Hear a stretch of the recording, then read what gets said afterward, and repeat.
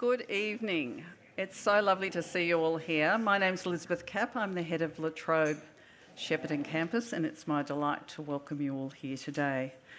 And I want to start by acknowledging that we're meeting on Yorta Yorta country, the traditional lands of the owners, and that elders of this community and their ancestors have looked after this land for many centuries. And we acknowledge their care for country, their amazing strength and resilience, their culture, their contribution to our community, and their ongoing contribution. And we pay respects to elders past, present, and emerging. So before we get underway, I want to thank those fabulous musicians who were tucked up there in the corner. They've gone home now. But we had Phil Tan, who's the head of music at Goulburn Valley Grammar. He was on piano. We had Olivia Anderson on the alto sax and Kabir Torde on cello. And it was just gorgeous, and we were very grateful to them. They came here at fairly short notice. And I should mention that Goulburn Valley Grammar has been the recipient of some support from the Fairley Foundation for their music wing in particular. So it was particularly great to have those students and their head of music join us tonight. So, La Trobe University and the Sir Andrew and Lady Fairley Foundation have convened this lecture since 2010. It's a significant body of work that has brought a fascinating and thought-provoking range of people to Shepparton to engage with our community. The Fairley La Trobe lecture was conceived to celebrate achievements and leadership and to understand the possibilities that exist in regional Victoria through social change. Our Chancellor, John Brumby, from whom we're privileged to hear tonight, is exceptionally well placed to nail this brief.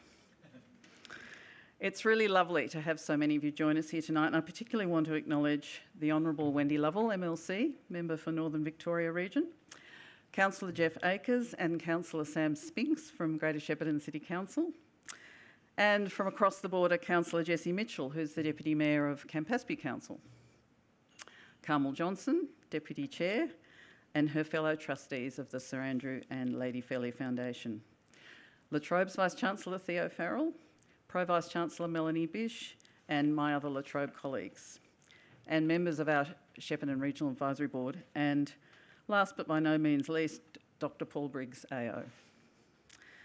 Just so you know, we're recording tonight's lecture and we'll be posting this on La Trobe's YouTube channel in a couple of weeks, and we'll send the link around to everyone who was invited, including those who weren't able to be here today. Feel free to share it with your friends.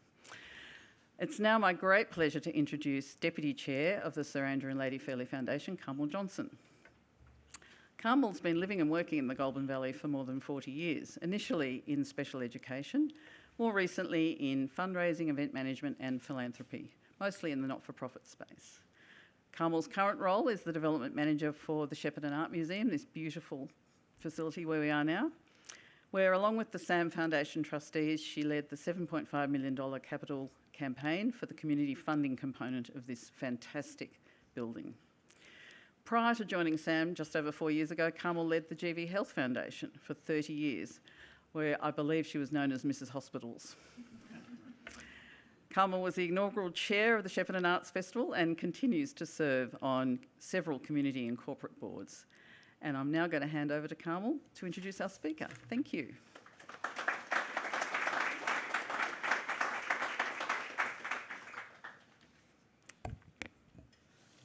Thank you, Elizabeth. I also wish to pay my respects and acknowledge the traditional owners of our land and waterways, and welcome you all here tonight. I'm delighted as the Deputy Chair of the Sir Andrew and Lady Fairley Foundation to have this privilege to welcome you to our 15th La Trobe Fairley Foundation lecture, a partnership that is so mutually rewarding. I'm sorry that Georgie Fairley, our recently elected chair, is not here to undertake this task, and I have some remarks that I would like to read on Georgie's behalf.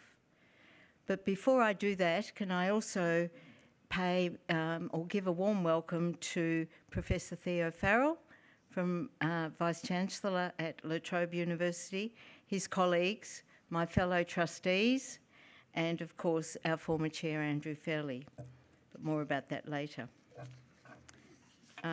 Georgie has asked me to acknowledge everybody in the room tonight as being incredibly important to our Fairley Foundation and to our community here in Shepparton.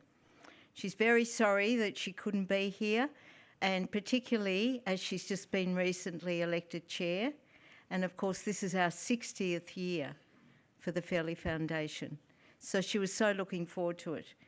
But she has asked me to warmly welcome you, to thank you for coming, to thank you for what you continue to do for our community, and to enjoy the oration tonight. And hopefully she'll be here in person next year to acknowledge what your contributions to our wonderful community. So she asked me particularly to enjoy yourselves and thank you again for coming. Georgie was recently elected to our chair, as I said, but it would be remiss of me if I didn't mention Andrew Fairley. Andrew Fairley's retirement as chair of our foundation happened a few months ago. And I would like to acknowledge that in his 24 years as chair of the Fairley Foundation, Andrew provided dynamic and visionary leadership, whether it be the smallest of programs or the largest of projects.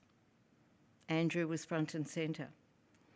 The trustees of our Fairley Foundation are indebted to Andrew for the way he conducted that role, and I'm sure the community of Shepparton is as well. Thank you, Andrew. You have done us proud.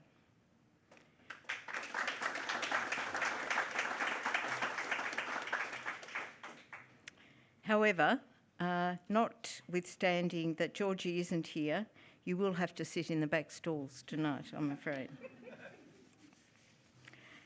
My additional task, and probably the most important task tonight, is to welcome our celebrated guest, orator, friend of Shepparton, respected leader and former politician, the Honourable John Brumby AO, Chancellor of Trobe University. We are so thrilled that John was able to accept our invitation to deliver this, the 2025 oration and lecture. The Honourable John Brumby AO was installed as the 8th Chancellor of Trobe University on the 29th of March 2019. Mr Brumby is well known from his time in public life, serving as Premier of Victoria from 2007 to 2010, Victorian Treasurer 2000 to 2007, and 7 years as the Federal MHR for Bendigo during the Hawke government era. Since leaving government and political life in 2010, Mr Brumby has taken on a range of roles, in the business, not-for-profit and university sectors. He is chair of a number of business organisations, including the Victorian Convention and Event Trust, BioCurate Proprietary Limited, the Victorian Government's Breakthrough Victoria Fund, and Private Healthcare Australia. In the not-for-profit sector, Mr Brumby is chair of Into Science, and recently retired as the chair of the Fred Hollows Foundation and chair of the Olivia Newton-John Cancer Research Institute. Mr Brumby was awarded an Order of Australia in 2017 for distinguished service to the Parliament of Victoria, to economic management and medical biotechnology innovation, to improved rural and regional infrastructure, and of course to the community. He is the author of a number of books, including Restoring Democracy, 1999, probably should say Mr Trump, a copy of that. The Long Haul Lessons from Public Life, 2015, and A Better Australia, 2024. Mr Brumby is a Fellow of the Australian Institute of Company Directors, FACD, a graduate advanced graduate of the Australian Institute of Superannuation Trustees, and is a Professor of Business and Economics Honorary at the University of Melbourne. John Brumby, our guest tonight, is a person of great experience and insight, and we, Chancellor, look forward to your address, which you have titled From the Local to the Global, Regional Cities in a Changing World. Chancellor Brumby, welcome to Shepparton and welcome back to Sam.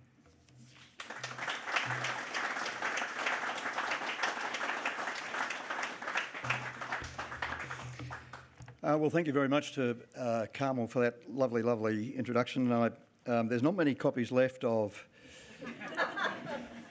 Restoring Democracy, but I might send one over to President Trump, but then I might be wanting to visit the United States in the next year or two, so maybe I won't. To all of our distinguished guests tonight, it's great to see so many people out tonight on a pretty cold night in winter, but many of the distinguished guests who've been acknowledged already, but to Wendy Lovell MP, the member for Northern Victoria, someone who's been a very good supporter, a great supporter of the university. To our councillors tonight, Councillor Sam Spinks, Councillor Jeff Akers, other council members who are here tonight. Carmel, I've said for you and your introduction and other members of the Fairley Foundation, can I thank you and welcome you. To my Vice-Chancellor, Professor Theo Farrell, and Theo's been in the job now, I guess, for pretty close to 18 months, 19 months, and has been a very, very regular visitor to Shepparton, indeed to all of our regional campuses. So great to see the Vice-Chancellor here tonight. Elizabeth Capp, of course, who does such a fantastic job here. Melanie Bish, who's with us tonight. Carmel, you mentioned Andrew Fairley, so Andrew's over here tonight. He's not actually in the back stalls, he's in the front row there, but great to see Andrew, and I've had a lot of contact. Andrew's a good friend and had a lot of interactions with him over the years, but I was talking earlier to him and his daughter Kate, and I think Andrew tonight, he could have been here tonight or he could have been in southern France, but he's chosen to be here, so it's great. But 24 years is a long time to serve as chair of the foundation, and thank you so much for that. Great to see so many familiar faces here tonight as well. A lot of people that I probably haven't seen for 15 years or 20 years since I was Treasurer or Premier on visits to Shepparton. So thank you for all of those people who've made the effort to be here tonight. A couple of you have said, I'm looking well, so thank you for that. and I have responded to that. My old friend, he's deceased now, Saul Same, and I always remember on his 80th birthday I said, and he was such a lovely man, Saul, and I said, Saul, you're looking well. And he said, well, thank you, John, but he said, I've come to learn in life there's three age groups. You're either young, you're middle-aged, or gee, you're looking well. And great, look, lovely to be here tonight, and Sam, and been here, many occasions, and I distinctly remember a farewell we had here for John Dewar just 18 months ago or so on, but such a wonderful, wonderful asset for the community. I did arrive a little bit early today, an hour early today in Shepparton, so I wasn't sure whether to wear a tie or not. Tonight it's a gentleman's dilemma nowadays, but I thought, well, I better get one, and I didn't have one in the car, so I thought, well, I'll walk downtown to the Mall, as I call it. And so this is a Shepparton tie, I hope you like it. But I did have a chance for a bit of a walk around, and I walked around the lake, and I just want to say how beautiful the city looks, really, how great the city looks, and it's really a credit, to all of you, to those in council, those in local government, the Fairley Foundation. There's so many projects that have been supported, but the city looks really good. There was just a lovely, lovely feel walking around, so please take that as a great compliment. Now, tonight is a serious lecture, if I could begin by acknowledging the traditional owners of the land on which we're gathered this evening, the Yorta Nation, and pay my respects to elders past and present. and say too how pleased I am that Paul Briggs is here tonight with us as well. And can I also thank formally the Sir Andrew and Lady Fairley Foundation for their partnership with La Trobe University and for the opportunity to give this year's lecture. The Vice-Chancellor said to me just before I stood up, there's been 15 great lectures before mine. So thank you for that, Vice-Chancellor. But he was very confident that mine will be okay. Now, in his day, they called Sir Andrew Fairley the uncrowned king of Shepparton. And today I think we can call him, more modern language, we would call him a true founder of modern Shepparton. And of course Shepparton existed before the Fairleys arrived in 1887 when Andrew was just 3 years old. It was a settlement of around 2,000 people which had only had a railway for 7 years. Fast forward to 1924 when Andrew Fairley became chairman of the town's new cooperative canning company, and then of course managing director 2 years later. Not only did he turn the struggling business around, but he helped to turn the whole region around. In 1999, I read a book that influenced me profoundly, and it's in the title of my remarks tonight. It was a book called The Lexus and the Olive Tree by Thomas Friedman. Friedman claimed that in the modern world, thriving communities had to do two things at once. Firstly, they had to nurture tradition and the community, that's the olive tree, and secondly, they had to embrace innovation, and that's the Lexus. And in his words, any society that wants to thrive economically today must constantly be trying to build a better Lexus and driving it out into the world. And in fact, that's exactly what Sir Andrew Fairley did here in Shepparton. Sir Andrew's biography, The Big Sheppartonian, quotes an old joke amongst the orchardists, which I love. It's in one of the chapters of his biography, and it's very clever.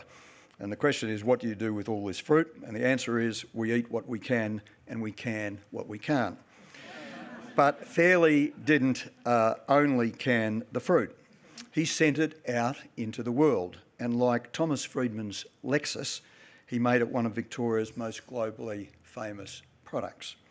But Sir Andrew didn't neglect the olive tree. He also invested heavily in his local community. And so as we've heard tonight, 60 years on, the Fairley Foundation has invested something like $10 million since it was established in 1965, and it's helped more than 500 projects in and around Shepparton. And of course, if you want to see some of the impact of that impressive philanthropy, you need look no further than here at the Shepparton Art Museum. So it's a great honour for me to give this lecture in Sir Andrew Fairley's name. Now, from time to time in Australia, we have a debate about the desirability or otherwise of what we call a big Australia. But I think a more constructive conversation is to be had about what I would call a balanced Australia. Now, I've got some slides tonight. After all, as Paul Keating says, we are the only nation on earth with a continent to ourselves, but we tend to stick very much to the edges of the continent, as you can see from that visual. And while both the US and Europe are highly urbanised, their population is much more evenly distributed, with more cities of medium size.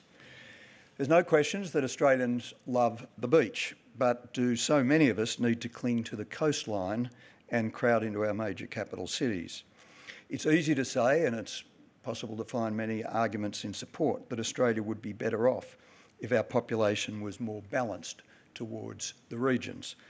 But it's becoming increasingly difficult to achieve more balanced growth and development. So let me just, a couple of comments about regional development. I think it's fair to say that many have tried. We might go back to the post-war period and the Snowy Mountains scheme under the Chifley and then Menzies government, which brought tens of thousands of new migrants to Australia, many of whom stayed, and it transformed towns such as Cooma and Jindabyne in New South Wales and spurned the growth of many others. And of course, beyond the Snowy, the assisted migration scheme directed many new migrants to the regions, including here in Shepparton. I wonder how many of you have heard of Operation Snail. I didn't until I was preparing for this lecture. The Victorian government needed housing for the skilled migrant influx, so they commissioned prefab houses to be made in England, which then arrived with the migrants themselves. Migrants came, in a sense, with their homes on their backs, hence Operation Snail. And if you look at the Shepparton Advertiser for the 9th of December 1952, great paper, the Shepparton Advertiser, but Shepparton News is even better. You can see an article about the construction of 5 new prefab homes in Malcolm and Halpin Crescents. And of course, there have been many efforts in regional developments since that time. You probably recognise some of those fellows. Even though he's remembered in many ways, famously for supposing telling farmers, which he did, that they'd never had it so good. That was when he was abolishing the superphosphate bounty. You've never had it so good. Gough Whitlam was a firm believer in regional development. In 1973, for example, he established the Albury-Wodonga Development Corporation to acquire and develop land. The target was ambitious. It was to grow the Albury-Wodonga region from around 35,000 people to 300,000 people by the year 2000. Today, it's about 100,000 people. If the goal had been met, then today, a quarter of a century past 2000, we might have had a city the size of Adelaide or Edinburgh or Zurich on our border. But it was a worthy goal and involved an historic partnership between 3 governments. And as Gough Whitlam said of the agreement at the time, quote, "There was a mutual feeling shared by all concerned that this agreement and the cooperation it engendered was a symbolic first step towards a new and more human pattern of urban living in Australia." Pretty significant words. In more recent times, the Rudd and Gillard governments established Regional Development Australia, and the Turnbull government established the Northern Australian Infrastructure Facility, which covers about 50% of Australia's landmass. Our government in Victoria became the first state government to establish a standalone agency with responsibility for the regions, Regional Development Victoria, which was a model later adopted by the Commonwealth and a number of other states. And of course, our Regional Infrastructure Development Fund, established in 2000, committed more than $600 million to around 400 projects across the state, a number of them here in Shepparton. This meant a big influx of private investment, $2.47 for every dollar invested, and it created nearly 4,000 new full-time jobs every year through the life of that program. Another feature of our decade in office was decentralisation. In a quarterly essay called Fair Share, Country and City in Australia, Judith Brett quoted a proponent of decentralisation in 1954. Quote, "Without such a policy," this person says, "Australia will cease to be a nation and will become a collection of city-states perched precariously around the edge of a depopulated bread bowl." Our government shared that concern. We also had research that told us that approximately 1/5 of Melburnians would locate to regional Victoria if the circumstances were right. And we knew that the Victorian government employed around 10% of the Victorian workforce. And so why should all of those jobs be clustered around the city? We relocated the State Revenue Office to Ballarat, the Transport Accident Commission to Geelong, the Department of Human Services call centre to Murray, Rural Finance to Bendigo, parts of Vic Roads to Ballarat, and State Trustees to Bendigo. This was the largest program of decentralisation in the state's history, and it was reinforced some years later by the shift of work cover to Geelong in 2015 by the Andrews government. But the point of my story is that if we look at all of the regional development efforts throughout Australia's history, some successful, some not so successful, we can see that despite the enormous strengths and attractions of regional Australia, the natural beauty, the thriving local communities, the impressive local industries, when it comes to a more balanced Australia, we've not really shifted the dial. And in fact, the gap is getting wider. Now, that's a graph of using ABS statistics. I apologise, it goes only to 2021, which is the latest period the ABS has graphed it, notwithstanding they have local data. But it doesn't really matter because nothing's much changed since 2021, and the graph tells a powerful story. And that is, this is the graph showing the percentage of people who live in our major cities versus the percentage of Australians who live in the regions. And so that gap is not getting narrower. That gap, for a whole variety of reasons, some of which I'll touch on tonight, is actually getting wider. So the question is, what's next? How can governments and regional communities prepare for the future and encourage both economic and population growth? And what are the levers, if any, that might produce what I would describe as a paradigm shift in the way we think about the future development of Australia? And I think to answer those questions, we need to start by looking outwards at the world that we're living in today. I often say that we're living in a world in great transition. When I was a young parliamentarian, I was a big admirer of Labor polymath and then Minister for Science, Barry Jones. In 1982, Barry wrote Sleeper's Wake. The book had a massive impact all around the world, though strangely less so in Australia. The central thesis of Sleeper's Wake is that, in Barry's words, quote, technologically based transitions create revolutionary economic and social changes. His point that we need to understand what's coming if we're going to prepare for it. Bill Clinton said the job of a leader is, quote, to see round corners. And anybody thinking about the future of regions today needs to think about the way the world will look tomorrow. Now, that's not always easy. It's very difficult to see round corners. But Barry Jones, in his book, wrote that a machine tools factory, which was about to open in Japan, remember this is 1982, when completed, would not have a single employee on the factory floor, not one. Everything would be done by computers and robotics. This was a prescient message in 1982, but a difficult message to hear if you represented a regional constituency with a lot of manufacturing, as I did in Bendigo in the 1980s. So when I was federal member in the 80s, there were around 400 people employed by Empire Rubber, providing components to the Australian motor vehicle industry. They no longer exist. Another 1,500 working in textiles and clothing. Those jobs no longer exist. And a further 1,000 processing meat in the Mayfair pork abattoir. They no longer exist. If you go to, for example, to China today, you'll find a whole lot of what Thomas Friedman now calls dark factories. That is, factories that don't need lights. And they don't need lights because no one works in them. They're completely run and operated by robots and AI. So in a globalised world, the future of Shepparton and other regional cities is going to be shaped by many factors. It's going to be shaped by tariff decisions in Washington, DC, by new technological breakthroughs in the Silicon Valley or Shenzhen, China, by rising standards of living in India, and countless other global factors, known and unknown. And so we need to think about the major transitions that are shaping the world, and I just want to mention 4 tonight. The first is the big geopolitical transition, and to see this most graphically, you just need to look at 2 numbers. In what we call purchasing power parity terms, this is how much you need to buy a car or to buy a Big Mac or a can of Coke or whatever it is. The IMF predicts US GDP to be just under $30 trillion next year. It's a big economy. But China's will be just over $37 trillion. That $7 trillion gap tells you a lot about what you need to know of our changing world. When I was a young person, the economic centre of gravity in the world was well and truly in the US and Europe. China was dirt poor, as was much of Asia. But then China opened up its economy, Deng Xiaoping, in 1978. And then we saw the rise of the Asian tigers. We saw, led by Japan, South Korea in the 80s and 90s.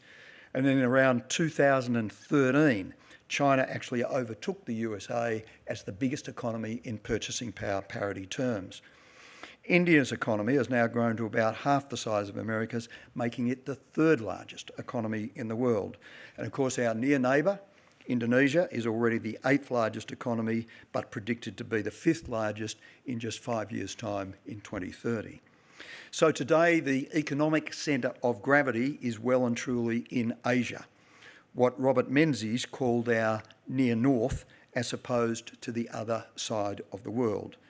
This new centre of gravity means access to huge consumer markets, but it also means intense competition for many of our traditional industries.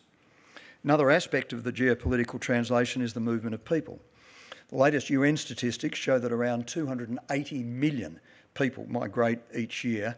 2/3 of them migrate to work. The movement of peoples means that we need to accommodate more people in more diverse communities, including in regional cities, and it also offers opportunities in tourism, what we now call the visitor economy. Then, of course, there's the environmental transition.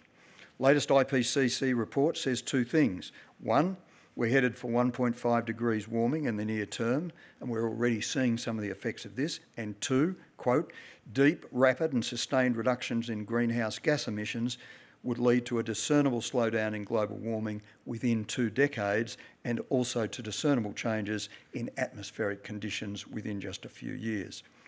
That's our challenge, and it's the challenge of our next generation. And as the IPCC says, there is a rapidly closing window of opportunity to secure livability and sustainability for us all. But one thing is certain, the regions are already experiencing the effects of climate change and will continue to be affected in ways that the cities don't fully understand. And in areas like this, water security, modern water infrastructure and efficiency in water use are going to be more important than ever before. Then, of course, there's the technological transition, probably more powerful than any of the other things that I've talked about. It's often noted today that the computing power that achieved the moon landing is far, far less than the computing power that you've got in your pocket, in your mobile phone. But that story really is only just the beginning. The most powerful computers in the world today have a processing power of about 1 exaflop. What's an exaflop? It's been said that for a human to do what 1 exaflop can do in just 1 second, they would have to perform one calculation every second for the next 31 billion years. So it's a lot. And if that doesn't make your head explode, we haven't really yet conquered quantum computing, which will take the speed of computing to a whole new level. And of course, as we know, artificial intelligence is reshaping industries, including regional industries. I spent a lot of my time as a young man on the family farm in the west of Victoria. And as a teenager, I still remember being out for a few nights, droving cattle along the roadsides during the drought of 67, looking for feed. I mention that because the UN expects that by 2050, the world will need to sustainably feed more than 9 billion people, almost 2 billion more than we have today. So every head of cattle, every square metre of wheat, every peach or pear tree will need to be tracked and monitored and protected like never before. But AI, what some of us used to call the Internet of Things, will allow this to happen. So in this world of transition, where many things are beyond our ability to control, how should we think about the regions and how should we try and bring about a more balanced Australia? I think we need to do 3 things. We need to invest in people, and I'll come back to that in a moment. We need to invest in technology, but we also need to think big, a bit outside the square. We need to think hard about whether it's possible to change the paradigm, to change that graph, the nature of that graph that I showed earlier, and reverse the trajectory of recent decades. But the first thing, the most important thing, we need to invest in people. And broadly, that means 2 things. It means health and it means education. To put it bluntly, if we want more people to live in the regions, we can't impose a health or an education penalty for doing so. We know that on average, living in a regional community still comes with a health cost. In February this year, the National Rural Health Alliance showed that avoidable deaths in the regions are nearly 4 times higher than in urban Australia. The biggest causes are preventable. It's heart disease and it's diabetes. It's not like these aren't things that we can't fix and control. And of course, that tells a story as well, which is life expectancy. So at Sydney and Northern Territory, to make 2 stark examples. That's where you see the biggest difference when you look at remote areas where people die more than 12 years earlier than their metropolitan counterparts. One of the drivers for that, as you know, is the huge gap that still remains in health and life outcomes between Indigenous and non-Indigenous Australians. And that's still 17 years after the Commonwealth Government set out to close the gap. There is still much work to be done. In regional Victoria, I'm pleased to say the difference in life expectancy is the narrowest of all of the states, is just 1 or 2 years. But I would say that in a world of increased mobility and dramatic technological change, eliminating that gap ought to be achievable, and we ought to aspire to that. When it comes to education, we've got another hill to climb. Australia's Jobs and Skills Commissioner, Professor Barney Glover, recently pointed out that in regional Australia, 1 out of every 6 people aged 18 to 25 are not in employment or any form of education or training. We call it a NEET. It's a new expression, not in employment, education or training. So it's 15%, close enough to 1 in 6. To me, that's a bad number. You know, it's a bad number and we need to focus on that. It is what it is, it's real. I was a young teacher at Eaglehawk High School back in the late 70s, and Eaglehawk was a poor area. When I went to Eaglehawk in the late 70s, it was the second poorest postcode in Victoria. The poorest, incidentally, was Brunswick, which of course is gentrified, but Eaglehawk, postcode 3556, was the second poorest. Many of the students that I taught there became my constituents as federal member for Bendigo in the 1980s. I saw what the pathways looked like for those who were able to get themselves into education or training, and I saw what they looked like for those who didn't. So again, we can't grow regional communities if the price of that growth is a higher risk of unemployment or a lesser education for those who move here or for their children. The Jobs and Skills Commissioner says there is a roadmap in place to address that issue, that youth unemployment. It's bigger than unemployment, that youth unemployment problem. But I think there needs to be more urgency about that. We need clear targets, we need clear strategies tailored to local communities, and we need funding to match the existing need. At Trobe University, I know that many of you are familiar with our Pathways program, pioneered here, commenced here in Shepparton. It's been a huge success in intervening early and lifting participation rates and lifting them in secondary education, but lifting them in post-secondary education as well. But the point of the story is, despite that intervention, we still have a huge way to go to lift participation rates in regional Victoria and regional Australia to anywhere close to the levels that we see in metropolitan Melbourne. And while the federal government has genuine ambitious targets and goals to lift participation rates in TAFE and university, and these come out of the University Accord, I don't think there is a clear enough understanding in governments of how mission critical this issue is for the regions. So of course, as Chancellor of La Trobe, Chancellor of Victoria's only true statewide university, I obviously believe that universities have a big role to play in the future of regional Victoria, and not just in education. I think we can all remember the days of the COVID lockdowns when streets and restaurants and offices emptied and everybody went home. University campuses too became ghost towns. And just as the work from home trend has continued in the corporate and government sectors, so universities are seeing more students online and fewer on campus. Across all Australian universities, the most recent data shows that the online share of domestic students increased from around 21% in 2015 to around 31% in 2023. So in the space of less than a decade, we've gone from around 1 in every 5 students studying online to almost 1 in every 3. And I think with AI, if I was a betting person, better broadband, better AI, that trend is likely to continue. And so that raises the question, what is a university campus actually for? At La Trobe's biggest campus in Bundoora, we're responding to the changing role of universities by, in a sense, turning the campus inside out. We see the future campus as a community space, not just for students, but a place where we can welcome the local community and businesses with a new town centre, a health and wellbeing hub, a new sports park, an environmental corridor, new housing for up to 12,000 people, and much, much more. This is the largest capital plan in the university's 50-year history, and it represents a philosophical shift in the way we think about the role of the university, and particularly the role of a university campus.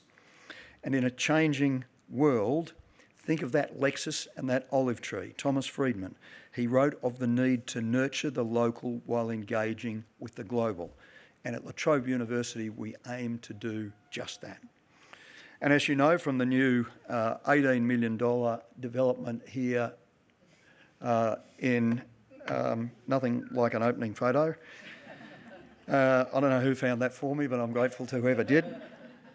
As an $18 million investment, which is a significant investment for Shepparton and for the university, we're making material investments in each of our regional campuses right across the state: Mildura, Bendigo, Shepparton and Wodonga.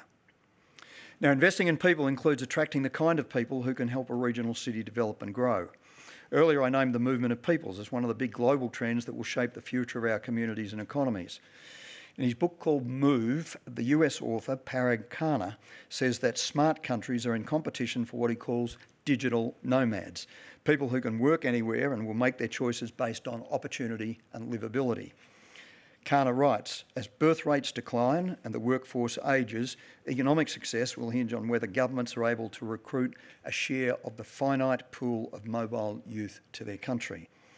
And that raises the question, I think, a fair question: what might bring a digital nomad to a regional Victorian city? Many years ago, I was intrigued by a book called The Rise of the Creative Class by a person called Professor Richard Florida, which claimed that due to a range of global factors, developed economies would come to rely more and more on people of a certain type.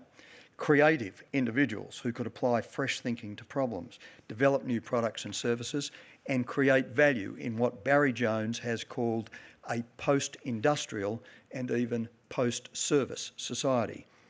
Creativity, wrote Florida, is now the decisive source of competitive advantage, end quote. An important question for societies then is not just how to attract companies, but how to attract creative people.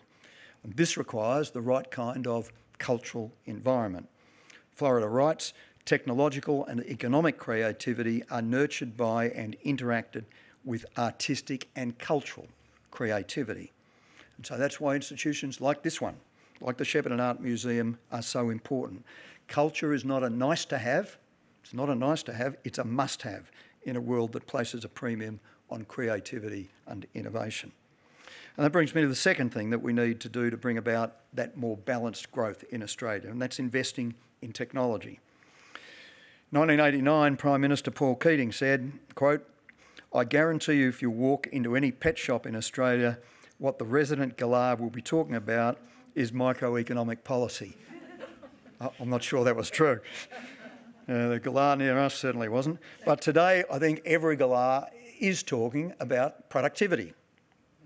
Next month, the Commonwealth Government is hosting its Economic Reform Roundtable, where productivity will be very much on the agenda. I think it'll be the centre of the agenda. Now, as most of you know, productivity is not about working harder or longer, it's about getting more out of the labour and resources that we put in. So here's something to consider. At the turn of this century, productivity was significantly higher in regional Victoria than in metropolitan Melbourne. Today, it's the other way around. In fact, if productivity per worker in the regions had grown at the same rate it has in Melbourne, Victoria today would have a GDP which is about $30 billion higher. The single biggest driver of productivity growth is technology. If you want an example from regional Victoria, you need look no further than the gold rush. I'm proud, as some of you are aware, to be a patron of a massive effort that's currently underway to have the Victorian goldfields declared a UNESCO World Heritage Site. It's a project I've been passionate about ever since I was the federal member for Bendigo and launched the campaign in Maldon in 1988. Victoria's gold rush, if you think about it, was the most profound, long-lasting and transformative gold rush of the 19th century. By the middle of the century, 40% of the world's gold came from here. But it's not really just a story about digging stuff out of the ground. It's also a real story about technology.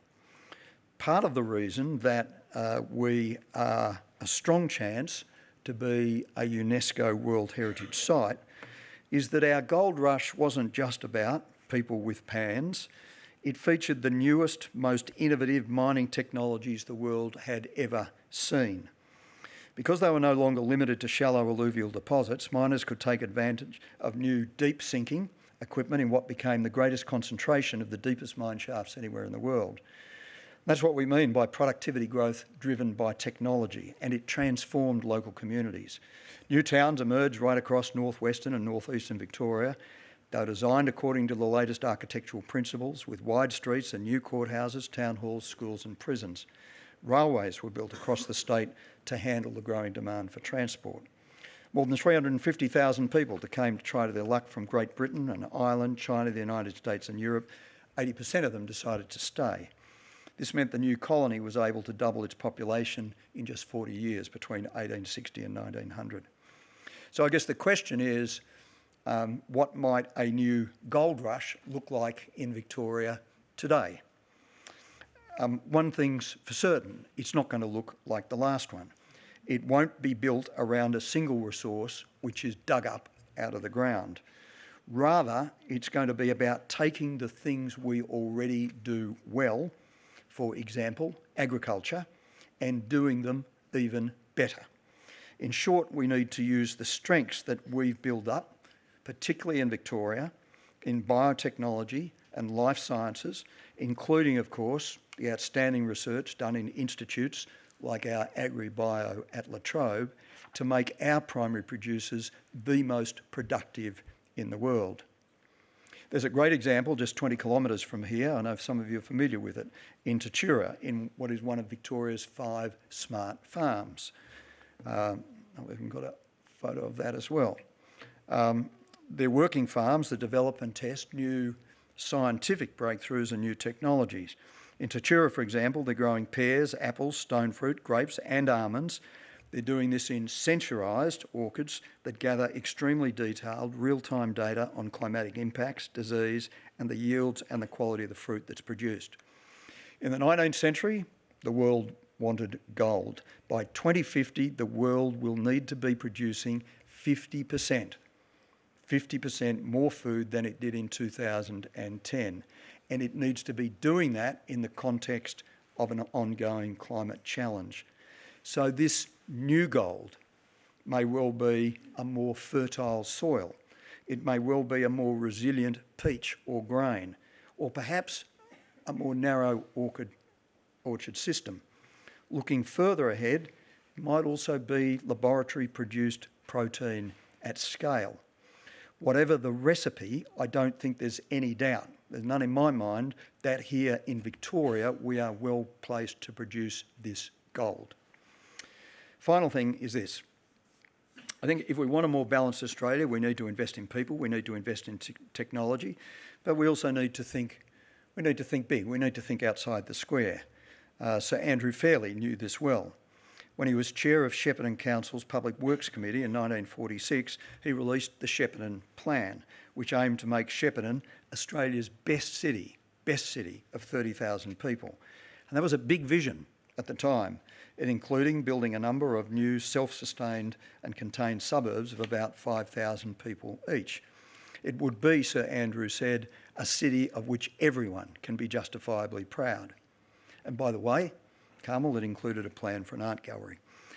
I believe, so we need to think big about the future of regional Australia today. We need to think about how to shift the economic, social and cultural weight of each state away from the capital cities.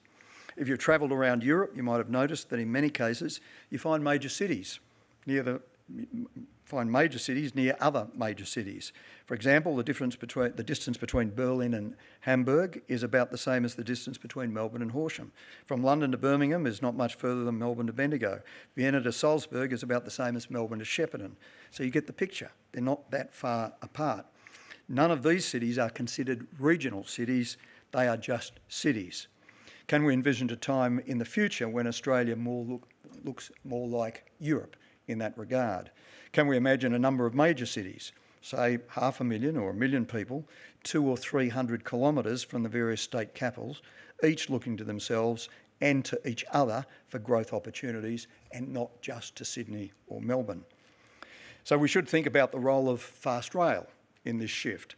One of my predecessors as Fairley lecturer was, of course, former Deputy Prime Minister, the late Tim Fischer. Tim Fischer, as you know, was obsessed with trains. He wrote books about them. He even hosted a radio show about them. And he was vocal in his support for fast rail in Australia. The High Speed Rail Authority now exists, and the federal government is examining their proposal for the first stage of the network, which is from Newcastle to Sydney. And I know that Tim Fischer would be cheering them on. And I think he'd be right.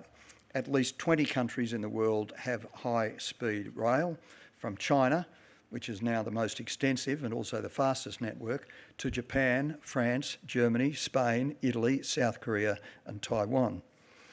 Fast rail from Brisbane, Sydney, Canberra, Melbourne would provide opportunities for new development and for what we call value capture along the way, where governments can leverage the increased value of land around new train lines to build the infrastructure and services that new cities need. So as we look decades into the future, and that's what we need to be doing, we should be thinking about that opportunity of more high-speed rail, not just interstate, but in Victoria too. How would our state look, for example, if a number of our major regional cities were connected by fast rail? Not just in a linear fashion to Melbourne, but in a wide arc or loop. What would be the impact of a rail line running from Geelong to Ballarat to Bendigo to Shepparton to Albury? Would this help drive and develop our regional areas? And what about a new city or a new satellite city, perhaps attached to Shepparton itself? This could be a smart city. It would need a major university campus, a startup hub, student accommodation, and it could also be a demonstration city. Net zero, equipped with all the latest smart city technology, a place for testing and demonstrating what is possible for an urban hub. Now, it's true that history is littered with failed projects of this kind. In 1984, a scientist from the CSIRO, Paul Wild, who also happened to be a passionate lover of trains, proposed what became known as the Very Fast Train Joint Venture. At first, this was intended to take a coastal route from Melbourne to Sydney via Gippsland. Before long, a consortium began to form around the idea, including the transport giant TNT, Elders IXL and BHP. Within a few years, Prime Minister Bob Hawke was calling this, quote, the most important development project since World War II. But by the early 90s, there were divisions within the consortium and the federal government decided not to proceed with the tax arrangements that would have enabled it to proceed. Interestingly, just to understand the power of fast rail, 1/3 of the project was to be funded by value capture. Lakes Entrance was to be a satellite city, just 52 minutes from Melbourne by morning express train. So when it comes to new cities, some of you may remember also the multi-function polis from the early 1980s, which was intended to be built by Japanese companies north of Adelaide. It sounds like something out of science fiction, and indeed it remained entirely in the realm of speculation. The aforementioned Barry Jones has written about travelling to Japan to learn more about the project, only to find that when he got there, his hosts expected him to explain it to them. So it's easy to scoff at big ideas, but it would be, I think, a big mistake for Australia to neglect large-scale, long-term thinking because of the challenges involved. But having said all of that, the more I look at the balance between regional and urban Australia, the more I'm convinced that the single most powerful and urgent investment that we can make in the regions is in our people. It's in our people, in what the economists call human capital. And that means more targeted interventions to close that health gap. It means more early interventions in the lives of young people in danger of dropping out of any kind of work, education or training. It means driving down that thing we call the NEET, not in employment, education or training, from 15% to near zero. And it means driving up, lifting up those low higher education participation rates, which are a feature of the regions right across Australia. and it means getting to parity or even better when it comes to new technologies, broadband, digital infrastructure, and all of the benefits that can come through AI. In short, to me, it means enhancing the advantages of regional living and all of the things that we love about our regional cities, and not resting until we've removed the disadvantages. Now, all of this won't just happen. Lofty goals and ambitious targets alone, in my view, won't change the paradigm. Achieving the sort of change we want will require all sectors, government, business, community, philanthropy, to be signed on, or as Paul Keating used to say, rusted on, to a clear compact, a rock-solid commitment to achieving real, substantial and measurable change. So we do need some big paradigm-changing initiatives to shift the dial, to achieve the scale of regional cities envisaged by people like Gough Whitlam and Sir Andrew Fairley. But the biggest bang for buck, to be blunt, will come from our investment in people and our investment in local communities. Sir Andrew knew this. He had both a love for the local and a vision for the future. And I think we can learn much from that combination today. Thank you.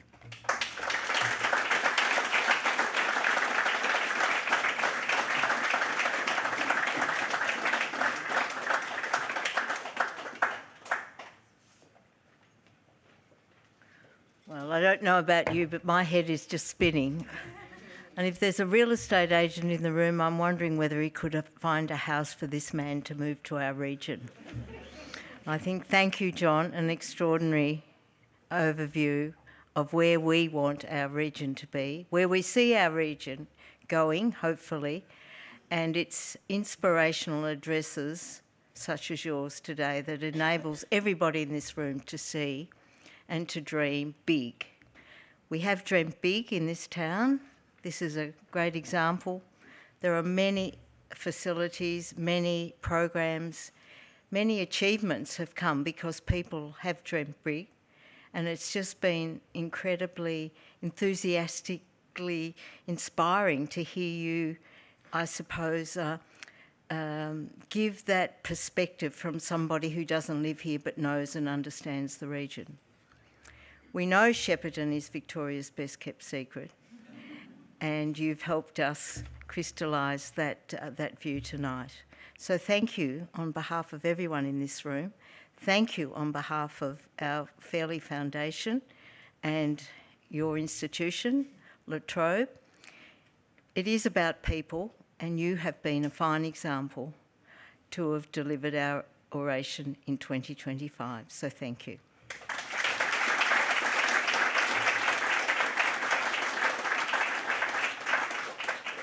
I didn't ask John, but I'm sure, like everybody in this room, they have a question to ask, and I'm sure, John, you'd be happy to answer some of those questions.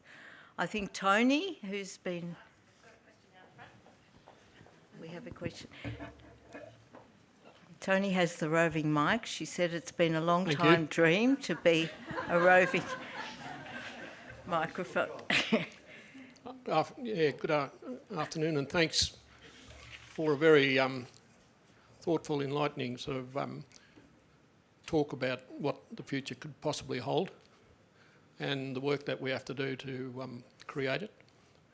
I didn't hear, John, about First Nations, about Yorta Yorta. I didn't hear about the birth of Shepparton and what happened to the first peoples of the region. And I haven't heard about what does our future look like in a very dynamic region that's got so many different cultures living close together. And some of those numbers about life expectancy and poverty have followed First Nations peoples for quite a long time.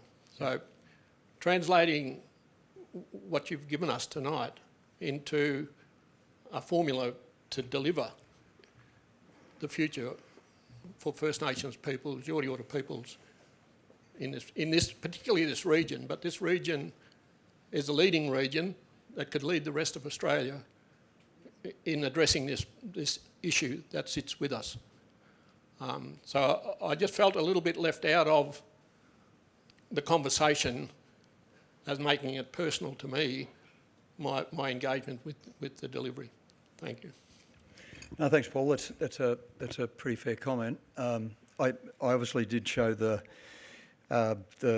slides there just to highlight the graphic differences in life expectancy, and a big driver of that, as I said, is the life expectancy in our Indigenous communities and the challenges that we've got there. I mentioned too in my remarks, closing the gap. It's 17 years ago, and for me, one of the big things is, the targets were set there with closing the gap.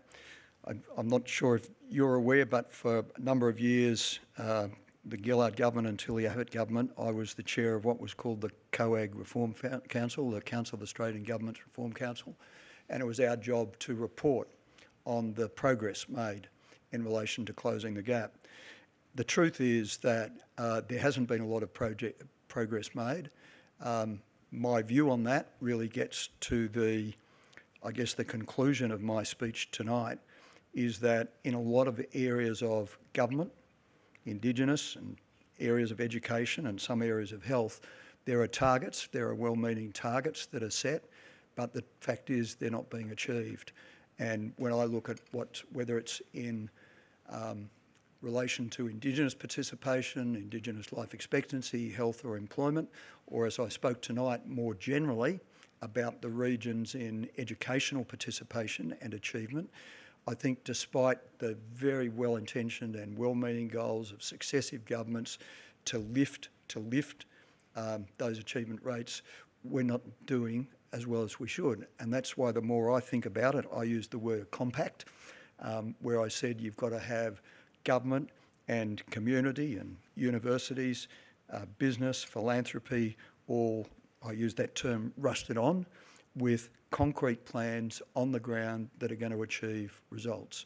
Because I think unless you do that, and I do see this in education, and I certainly don't want my remarks tonight to be construed as negative in any way, but the truth of the matter is it's not acceptable. It's just not acceptable that 15% of young people, including Indigenous people, aren't in employment, education or training. Like, they're not doing anything.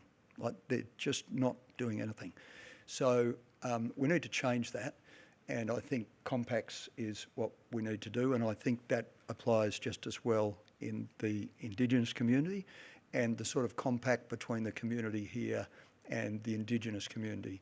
And Paul, as you know, when we had our recent council meeting here, I found it extraordinarily valuable talking to you and listening to you about the challenges that your people face in this area. I did talk about European settlement today. That was principally, I guess, the focus of my remarks, but I understand and empathise completely with the aspirations that you've got and the challenge that you see ahead for your people. But if I get back to my core message, whether it's in that particular space or whether it's more generally about the regions, I don't think we can take the big steps forward without what I've called a compact, which is without the practical agreement and understanding of all of the parties at a local and regional level to set out to achieve the things we want to achieve. So I hope in part that's responded to your question. Am I allowed to ask you a question, Carmel? Sorry. You can ask Carmel a question. Can't ask me one. John, thank you very much. A fantastic address. La Trobe has a greater coverage of regional campuses than any other university in Victoria. And I'm sure La Trobe is dealing with the role that AI is going to be playing in future in the way in which universities teach and the way in which students learn. I'd be really interested in your views on whether AI will have a greater impact on your regional campuses or on your city campus in terms of the way forward and the way universities are going to be harnessing AI for new courses and training people? Are they still same numbers coming to university, or are they going to use other methods of learning? Yeah, it's a top question. I could probably say it's too early to tell, but it's a difficult question to answer, and it's I know my lecture tonight was probably too long already, but I was going to focus on AI. If you look at last weekend's Australian, Bernard Salt, and I'm a big fan of Bernard Salt's, probably Australia's best demographer. He's got some data there from the last 2 years and from the last 6 months, employment data on. He's trying to have a look at what's happening with AI, but he's particularly got data in the last 6 months, which shows that in some occupations there have been significant job losses already. So, forklift drivers. That's because increasingly the whole logistics, it's all computerised and so on. So bookkeepers, so less skilled accountants, big job losses in that area. Personal assistants, so in the old days we all had a secretary to do the job and book our travel. We found that nowadays we can get ChatGPT to do it for us. So there's a whole lot of jobs that he would say the early evidence is there are already significant job reductions. And I would say, anecdotally, my experience is that is occurring, but it's occurring in the context at the moment of what is still a reasonably strong economy. And so while the unemployment rate is creeping up, it's not jumping up. Having said that, so if you accept that some of those less skilled jobs those tasks can be taken over by artificial intelligence, I think it just reinforces the gist of my remarks, the central elements of my remarks tonight, which is that we need to lift education participation. We need, as Barry Jones said, we are living in a post-industrial and perhaps post-services society, and education is more crucial than ever. It doesn't just mean university. I mean, increasingly TAFE is so important, but it means lifting those participation rates. There's a crucial role for us to do that. We're not funded as well as we should be by the federal government to do that. The truth is, programs like Pathways, where we have to push into early intervention to get children to stay on at school longer and to go and get post-secondary education, we're not funded well enough to do that. No, the federal government says they will fund us properly in the future, but I think that remains to be seen. So I think we are seeing early signs of job changes and job losses, but I think the antidote to that is to lift the education and skills qualifications of all of our society to enable people to better use AI and to better optimise the job opportunities that will be created by it. By the way, at La Trobe, we want to be Australia's leading AI university by 2030. We've got a strategy to do that, but it's a difficult area. There's a famous quote when Gough Whitlam met with Chow and Lai back in 1972, and they two intellectuals, and they both spoke about 5 languages. And Gough said to Chow and Lai, "What do you think about the French Revolution?" And Chow and Lai famously replied, "It's too early to tell."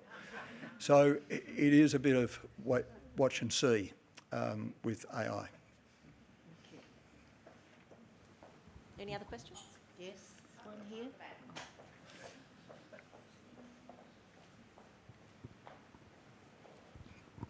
Thank you, John, for that. And thank you, Paul, for your comments and reminding us about how Australia was originally settled. My comment is about equitable access to university education. And one of the best things that ever happened to this region is the building of the La Trobe University campus. And as a former student who fought very hard with the Plug the Brain Drain campaign that we held many, many years ago when La Trobe was originally thinking of turning us into a study centre, I'm so delighted that we actually have a campus that can grow the educational capacity of this region. That said, currently in the academia world, studying, teaching and researching from regional university campuses is often seen as a dead end to someone's career in academia. Can you talk to that and talk about how La Trobe is planning on supporting and resourcing academics and incentivising academics to actually start working and researching in place in local regional communities, regional campuses, and how that will be seen as a career advantage? Well, a couple of things on that. The Vice-Chancellor's here in the front row, so I'll get you to talk to him as well when we have drinks, because he's much more across some of the detail of that. What I would say, and I think it was a remark I made when I opened the new building, and thank you for your feedback on that. There was a big investment by us, 18 million, in what's been a difficult period for universities, coming through COVID and so on. So it's a big investment. If my memory is correct, a statistic that I used in the opening remarks was that since we've been here in Shepparton, our enrolments have increased tenfold from 40 to 400, which is a wonderful figure, right? It's a wonderful figure. Having said that, if our participation rates in Shepparton and other parts of regional Victoria, but in Shepparton were the same as they are in metropolitan Melbourne, it would be thousands of students, not 400. And so I think for me, I'm not really in a position to go into the detail of your question. We obviously are a statewide university. We want Shepparton to flourish. We want Wodonga to flourish, Bendigo and so on. The best way to do that will be to lift participation rates and have more students at our campus enjoying the fantastic facilities. And the more students we've got, the more academics we've got. And the more academics we've got, the more academics we can ensure are able to use their research skills to the best advantage. My remarks tonight, I mentioned research and the importance of that, what's going to be the new gold for Victoria. So research has got a really fundamental role to play.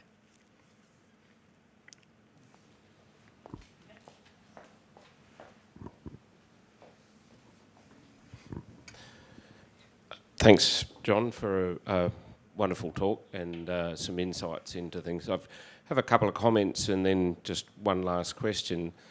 The first comment is that obviously there is you pointed out the humanitarian gap with our regional children having to try and get to university and study in the major centres, because that's what happens. And I know, having two daughters studying and having to be in Geelong, the cost for them not being at home and not being able to live at home like the majority of other students living in Metro can do.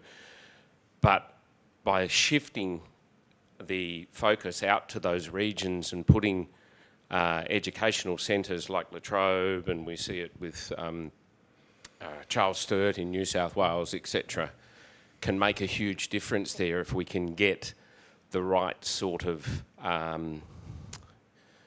subjects, I suppose, or career pathways out into those regions to attract those people out there as well. The other major comment that I'd like to make is that predominantly our regional centres in Australia are focused around primary production. Like externally, coming in and the Golden Valley's known as the food bowl, certainly of Victoria, if not Australia, one of the food bowls of Australia. So what I comment around that is bringing secondary industry, the processing of that primary production, to those regional centres, which can then in turn create growth, economic growth, populations, all of those things to it. Part of your problem with that is the energy side of it, in having sufficient energy here. Now, Professor Roscano, you may or may not be familiar, but he wrote a book only last year, published last year, around this change of making sure that our energy was decentralised as well, so that instead of it all coming like a spider web out of somewhere like, in our case, Victoria, your Lawn, La Trobe Valley, etc., and then being shoved out everywhere else, we can start to develop energy hubs alongside these regional centres. And we've got sufficient waste, particularly where we've got primary production in a food bowl. A lot of that waste can turn around and become the energy for that area. So I guess the final question around that is how do we educate our governments, our leaders, to see the focus that you have shared with us tonight, to turn that around, and because it's brilliant that we've got an oration like yours, but we need to be able to take that to a political leader of our nation, of our centres, to turn that focus around to become more like Europe, like you've shared. How do you see, from being on both sides of the equation, I suppose, the best pathway for us to achieve that? So, a lot of issues in that question. A lot of issues. A lot of issues in that question. I mean, obviously, in the energy side, and don't have time to go into it tonight. So I'm very familiar with Ross Garno and his work and his thinking.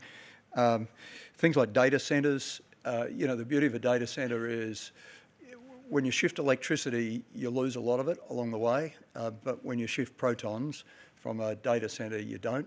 So data centres should be very attractive to regional areas, and they can be located close to where solar or wind facilities are located. So I think there's probably going to be a bit of rethinking about some of that energy strategy, the challenges with building transmission lines and so on.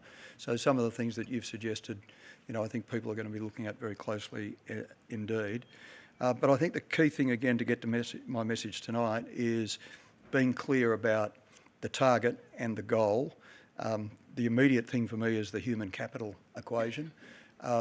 And certainly, in my lifetime, I've always been a great supporter of those industries that add value to agricultural products. So it's why I've always been a great supporter of the dairy industry. It's why we created Food Bowl to get investment in infrastructure back here in the region, and why we've, in my period in government, we supported companies like SPC because they are adding value to what is a primary product. But you've raised a lot of complex questions, but I'm conscious I'm standing between you and a drink too.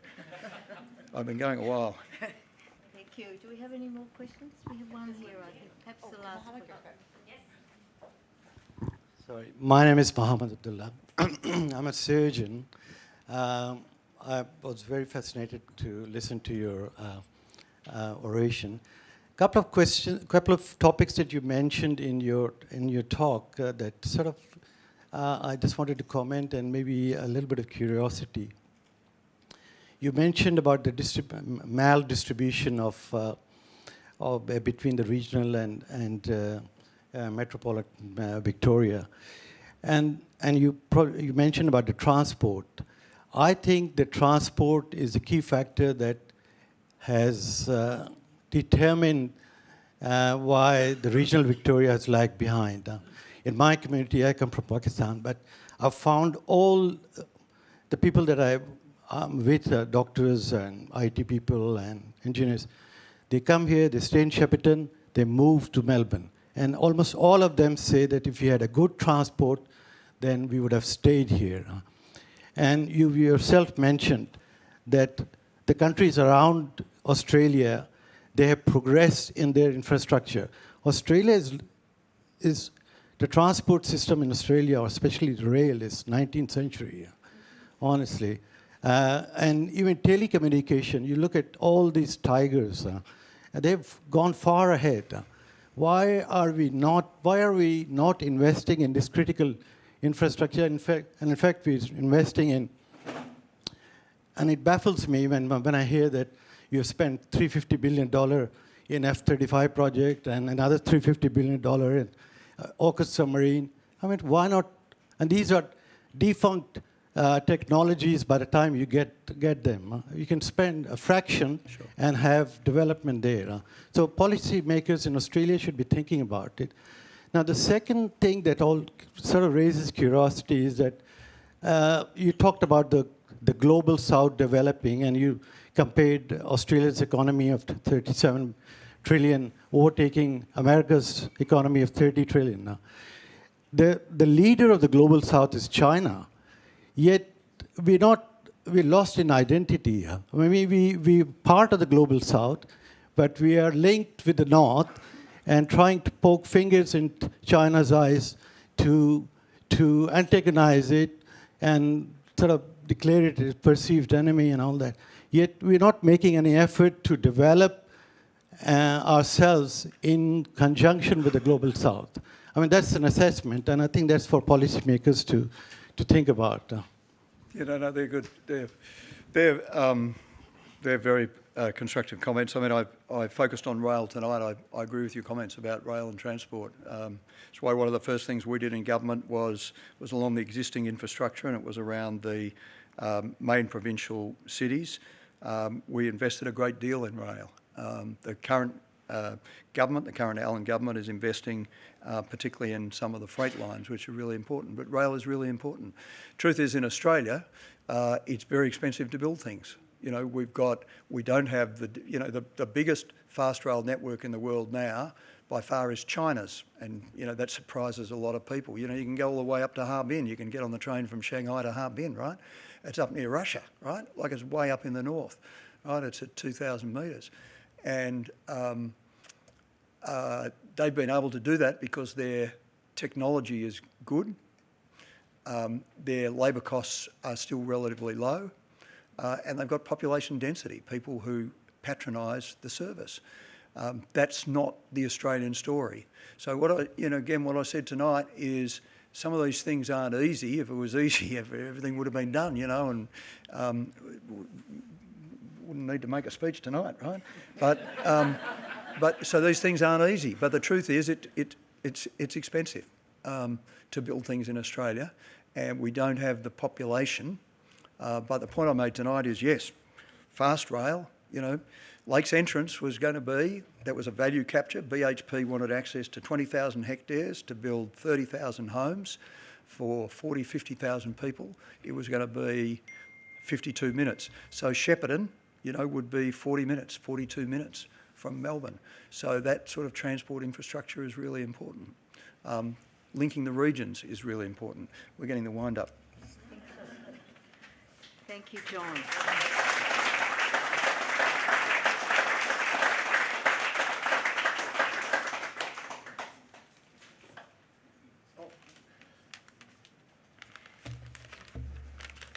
Well, as John said, we are here at the end of our oration tonight. We have gone a little over time, and I think the questions tonight and your attendance and your diligence in participating and engaging in what John has said is testament to a wonderful address, so thank you. This is the conclusion of our event tonight. Thank you to Elizabeth Cap. Thank you particularly to Katie Taylor and Tony Lalich, our EO from Fairley Foundation, and Katie Taylor from La Trobe. They've both put an enormous amount of work into ensuring that this event has run as smoothly as it has. We are thrilled that you've been able to join us, and we look forward to you joining us again in 2026 at the 17th oration. But before bringing this event to a conclusion, I've been very pleased to hear John quote many authors. So we have a small token of our appreciation, which I won't be surprised if you can't guess what it is. But we are very, very thrilled that you've been able to come to Shepparton and share your such insightful thoughts about the regionalisation of Australia, and particularly bring it back to our own Goulburn Valley. So thank you.